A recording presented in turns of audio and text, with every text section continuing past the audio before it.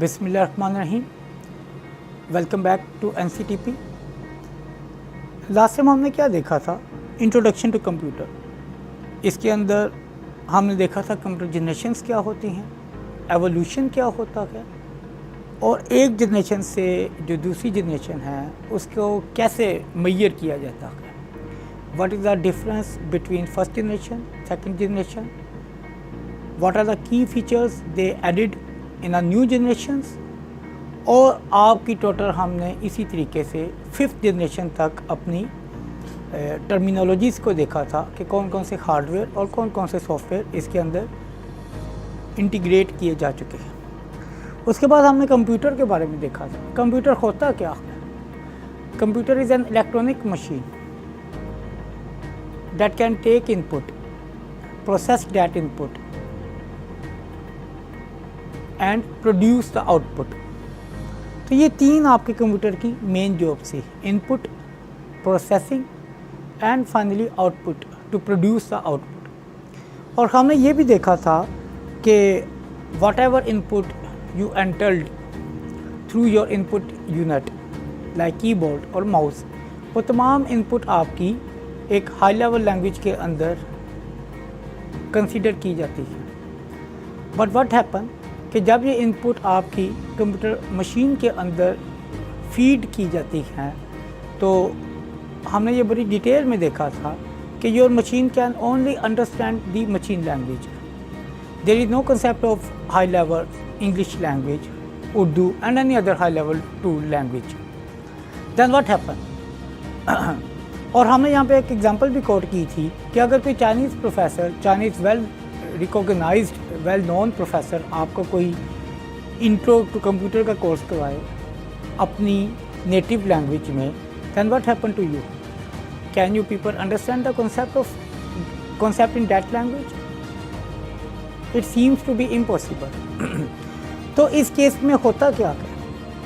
We need to take the help of translator. What is the job of translator? Translator आपका क्या काम करता है इस सिनारियो में? ट्रांसलेटर बेसिकली ट्रांसलेट करता है वन लैंग्वेज इनटू अनदर, ताकि आपके जो लिसनर्स हैं they can well understand your language. तो same concept applies in computer system. आप जो इनपुट फीड करते हो that input basically enter into the high level language, और आपका इस लैंग्वेज को कन्वर्ट किया जाता है into machine language so that machine can understand your corresponding, machine can understand your instruction कि आप उसे क्या काम कराना चाह रहे हो या आपने क्या इंस्ट्रक्शन पास की। This is the job of the translator, जो कि बिल्ट इन आपकी मशीन के अंदर इंटीग्रेट किया जाता है। ओके, इसके ऊपर हमने काफ़ी डिटेल में अपने प्रीवियस लेक्चर में देखा था and I am very confident कि आपको कुछ बेसिक आइडिया आया था।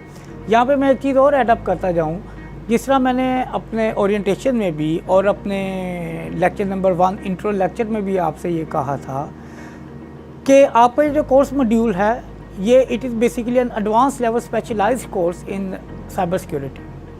बट इट डजंट मीन कि आपको पहले दिन ही साइबर सिक्योरिटी की एक्सपर्टीज़ यहाँ पे हम सिखाएंगे। बहुत लिमिटेड नंबर ऑफ स्टूडेंट्स होंगे that can digest that concept, क्योंकि around 10,000 student have registered in this programme near about.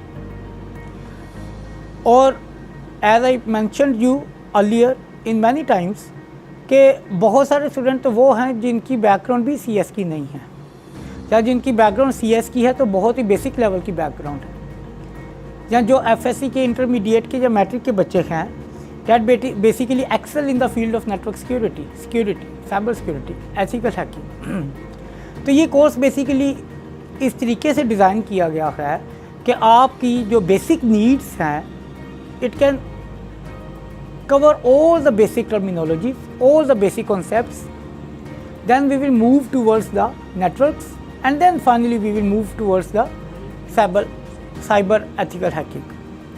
और उसके बाद हम finally we will move into our specialized area, जो forensic, pen testing, secure coding आप लोगों ने ऑप्ट किया हुआ।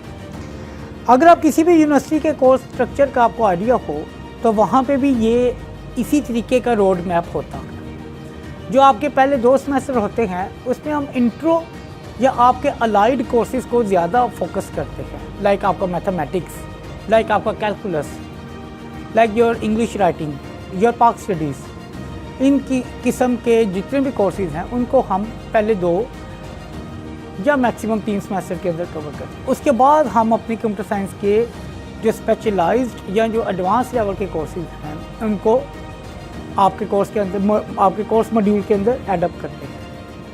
एंड फाइनली आपके 6 सेमेस्टर के बाद आप अपने पर्टिकुलर एरिया के अंदर जाते हैं। उससे पहले 6ठे सेमेस्टर से पहले तो आपके पास जनरल नॉलेज होता है अबाउट द CS, जिसके अंदर आप लोग डेटाबेस भी देखते हो, प्रोग्रामिंग के कोर्सेज भी देखते हो, नेटवर्क्स के कोर्सेज भी देखते हो।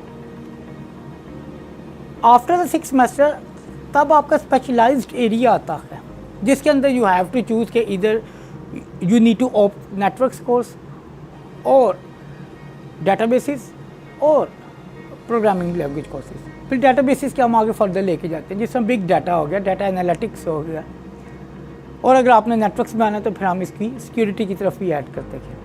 तो ये वाला कोर्स भी आपका, इसका रोड मैप भी एग्जैक्टली वही फॉलो किया गया है जो कि आपका यूनिवर्सिटी के कोर्स मैप में होता है। तो अभी इतनी जल्दी, अभी पहला इंट्रोडक्टरी लेक्चर में कोई पैनिक होने की ज़रूरत नहीं है, बी पेशेंस। अभी हमने उन तमाम अपने स्टूडेंट्स को कवर करना है जो हमारे साथ रजिस्टर्ड हैं। With the passive time you will see कि हम अपनी एक्सपर्टी की तरफ मूव ऑन करते जाएंगे। दी बेस्ट जो आपका course module, designing of the course module होता है वो होता है from broader to narrow.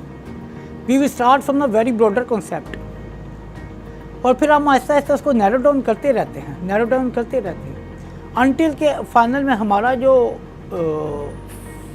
Focal area होता है वो पर्टिकुलरली वही इसको हम फिक्स करते हैं जिसमें हमें स्पेशलाइज्ड करनी है। डे 1 से no one will teach you your specialised area. आपकी बेसिक हो ही ना और आपको स्पेशलाइज्ड के ऊपर ट्रेनिंग दी जाए, देन व्हाट हैपन, वो तो आपके साथ भी ज़्यादती है और मैं भी बीइंग अ इंस्ट्रक्टर मेरे लिए भी वो कंफर्टेबल नहीं होगा। ओके जी, तो back to our this slide, जिसके ऊपर हमने अपना लास्ट टाइम भी बात किया था कि ये बेसिकली आपका कंप्यूटर सिस्टम की एक टोटली एक मॉड्यूल है जिसके अंदर आपकी तमाम किस्म की डाटा आ रहा है। और पहले इसका एक क्विक रीकैप करते हैं और उसके बाद हम आगे मूव करते हैं अपना बाकी चीज़ों के ऊपर, हाउ एक्चुअली दे वर्क। तब तक के लिए अल्लाह हाफ़िज़, थैंक यू।